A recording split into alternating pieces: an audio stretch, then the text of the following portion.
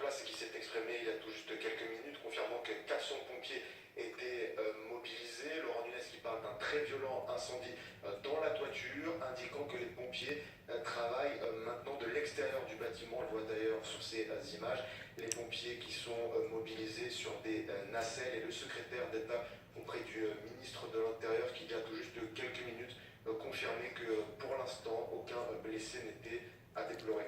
Oui, sur les réseaux sociaux, les catholiques font part de toute leur émotion, parce que c'est la semaine sainte qui commence, et c'est Notre-Dame de Paris qui est touchée par cet incendie, mais c'est la va bien au-delà des catholiques, comme le disait Bertrand Delanoë, l'ancien maire de Paris, il y a quelques instants, sont tous les Français, parce que Notre-Dame de Paris, comme son nom l'indique, est installée dans la capitale, mais c'est bel et bien un monument, un édifice catholique, religieux, qui est devenu un pôle bien sûr touristique et qui va bien au-delà du rayonnement parisien. C'est l'un des symboles de notre pays aujourd'hui. On va revoir l'image de la flèche qui est tombée tout à l'heure, 3/4 d'heure, 1 heure après le début de l'incendie.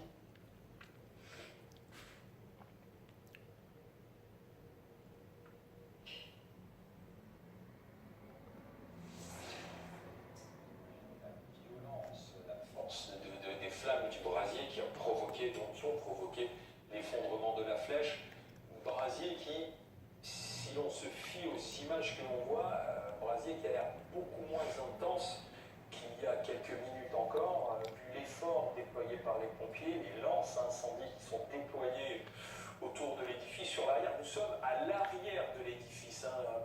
Tout à l'heure, nous étions avec Quentin Rollier qui était face aux deux tours, au fronton de la cathédrale Notre-Dame de Paris, mais là nous sommes sur l'arrière et c'est de cet échafaudage, de cette structure que sont parties les flammes. Il faut imaginer pour les gens qui peut-être ne connaissent pas Paris que c'est d'autant plus compliqué pour les pompiers d'accéder à l'arrière de Notre-Dame de Paris qu'il y a des rues piétonnes extrêmement étroites à ce niveau-là. Il y a également des petits squares, des petits jardins, mais ce n'est pas la même chose que devant la cathédrale Notre-Dame de Paris où il y a un grand parvis qui permettrait aux pompiers de déployer leurs engins ici dans l'arrière de cette structure, dans l'arrière du monument. Et c'est bien plus compliqué, d'où ces mots du porte-parole de Notre-Dame de Paris qui indiquait que toute la charpente était en train de brûler. Les pompiers qui en ce moment même font notamment attention à ce que la voûte ne soit pas fragilisée, ou en tout cas à ce que la voûte ne tombe pas. Tous les moyens des pompiers, 400 pompiers mobilisés, sont pour l'instant sur cette voûte pour essayer que la structure même de Notre-Dame de Paris reste en état. Nous sommes en ligne avec l'ancienne ministre et présidente du Parti chrétien-démocrate, Christine Boutin. Bonsoir Madame Boutin.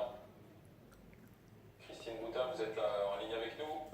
Là, on va vous retrouver dans un instant. Christine Boutin qui voulait nous faire part de toute son émotion. Le maire de Londres, Alain, qui il y a quelques secondes, lui aussi s'associe à cette émotion qui est internationale, puisque lui parle pour les Britanniques et pour Londres d'une extrême tristesse, d'une grande tristesse. Voilà pour les mots du maire de Londres qui font suite à des mots du monde entier. Donald Trump, vous disiez, qui a été l'un des premiers à réagir sur Twitter.